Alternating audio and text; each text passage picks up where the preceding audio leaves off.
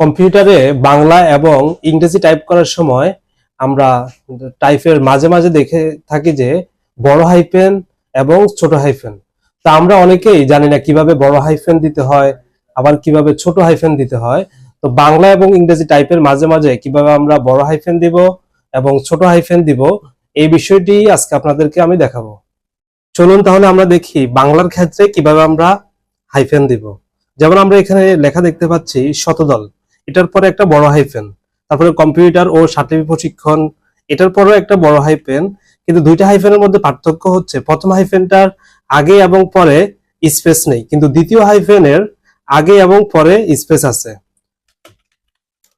তো এই বড় হাইফেনটা দেওয়ার জন্য আমরা শতদল লিখে অথবা আমাদের বাংলা যে লেখাটা সেটা লিখে আমরা কিবোর্ড থেকে হাইফেনকে দুইবার চাপ দিব, তারপরে আমরা পরের শব্দটি লিখবো, লিখে আমরা যখন স্পেস দিব তখনই আমাদের হাইফেনটা বড় হয়ে যাবে।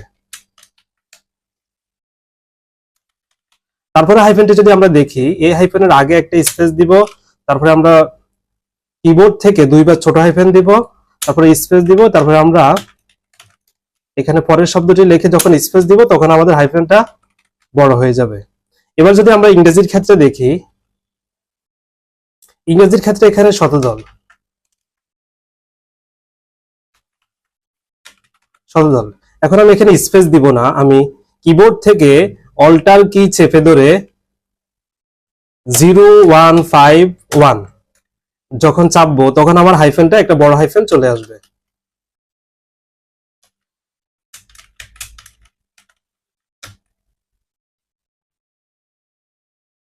তারপরে স্পেস দিব, স্পেস দিয়ে আবার অল্টার 0151 চেপে স্পেস দিয়ে ট্রেনিং